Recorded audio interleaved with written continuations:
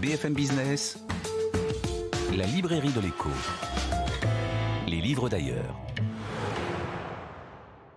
Et on retrouve bien évidemment notre globetrotter Benaouda Abdelhaim. Bonjour Benaouda. Bonjour. Allez, on commence par une étude publiée en Chine, l'impact des obligations internationales sur la viabilité de la dette des pays en développement. C'est une réflexion chinoise, il faut le souligner. Ouais. Le professeur Tang Xiaoyang, qui dirige le département des relations internationales de Tsinghua, qui est l'université prestigieuse de Pékin, université d'élite, apporte ici une contre-argumentation globale, très étayée, à l'idée d'un piège chinois de l'endettement dans lequel serait tombé le monde en développement à cause de son pays. Alors, il s'agit d'un travail dense, près de 70 pages, et à dessein, il a été rédigé en anglais, pour que ça soit bien entendu lu ailleurs qu'en Chine. Et il vise à démontrer que ce sont les eurobonds ou euro-obligations qui portent en fait la responsabilité du surendettement des pays en développement. Rappelons d'abord que les euro-obligations, les eurobonds, ne concernent pas spécifiquement des titres de dette en euros, mais des obligations internationales émises dans une autre devise, quelle qu'elle soit, que celle du pays où elle est émise. D'ailleurs, les eurobonds sont essentiellement libellés en dollars. Leur vocation, ces eurobonds, ces euro-obligations, est de nature commerciale, nous dit l'auteur, sans le caractère préférentiel, concessionnel des crédits accordés par exemple par la Banque mondiale ou la Banque asiatique de développement. Le coupon est ainsi bien plus élevé. L'universitaire décortique un ensemble d'aspects. Le taux d'intérêt qui est plus haut, le caractère procyclique qui accentue un endettement de moindre qualité, le décalage avec la nécessité de temps long de certains grands projets d'infrastructure de ces pays en développement, la complexité du traitement technique, administratif par les petites économies, etc. Ce qui pousse à emprunter plus à des conditions encore plus difficiles pour rembourser ce que l'on devait au départ à ces souscripteurs d'eurobonds. Or, en la matière, ces souscripteurs d'euro-obligations, les principaux ne sont pas chinois, ça va de soi, mais d'abord américains, britanniques, français, allemands, suisses et italiens.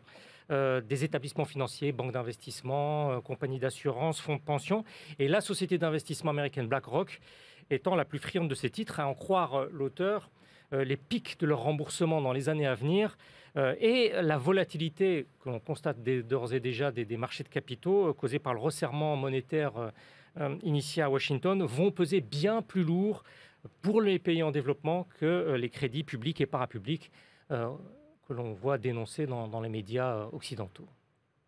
Un espoir qui disparaît, Benaouda. Le gaz naturel liquéfié canadien n'est pas la réponse aux besoins à court terme de l'Union européenne. Oui, parce qu'on a pu voir cet été le chancelier allemand Olaf Scholz se rendre au Canada afin de tenter solennellement de nouer un nouveau partenariat énergétique avec cette économie du G7 qui est encore très tournée vers la production d'hydrocarbures.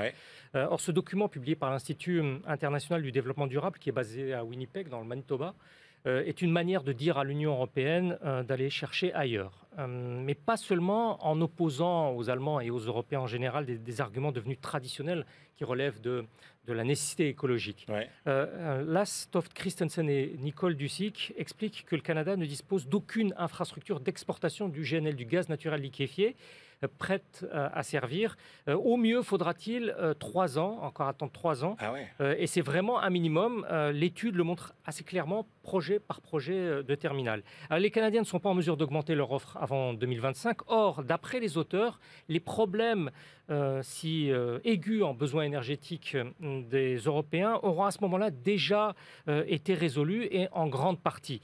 Donc les Canadiens, ce qu'ils redoutent, c'est de se retrouver avec de nouvelles infrastructures pour le GNL sur les bras, mais à ce moment-là, sans se déboucher vers le premier bloc commercial mondial qu'est l'Union européenne.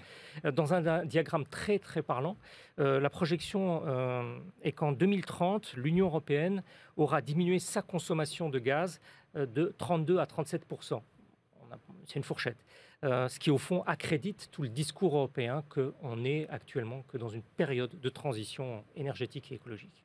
Eh bien, écoutez, je ne sais pas s'il a fallu une longue période ou pas, mais en attendant, la mécanique américaine, eh bien, c'est une industrie qui serait en train de renaître. Oui, la renaissance de la mécanique américaine, la mécanique au sens industriel premier du terme. Il s'agit ici d'une marque d'admiration en quelque sorte, que publie l'ISPI à Milan. Ouais. C'est l'Institut italien d'études de politique internationale. Andrea Norris et Francesca Sanguinetti partent du constat que la construction de nouvelles usines aux États-Unis a augmenté de 116% au cours de l'année dernière.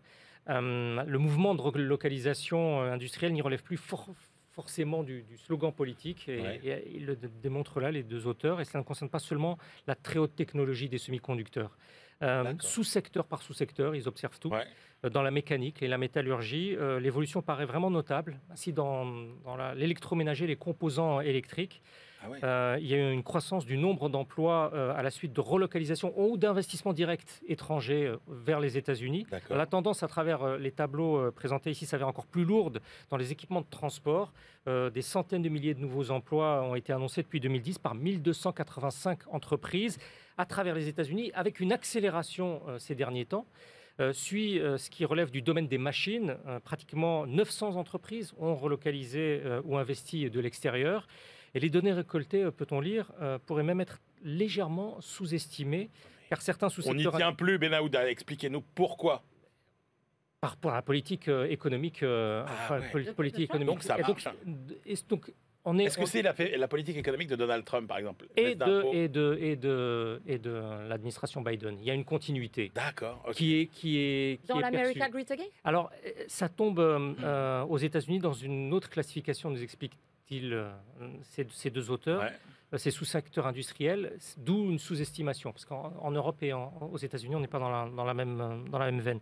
Quoi qu'il en soit, production de chauffe-eau, de congélateurs, de moteurs, de générateurs, de fraiseuses. Des activités qu'on ne pensait plus du tout jamais revoir sur le sol américain. Plus du tout, parce qu'on se concentre beaucoup sur les téléphones portables, mais autre chose dans la vie. Et en cumulé, on constate que ce tour d'horizon américain, que ça devient de plus en plus significatif, y compris pour des PME.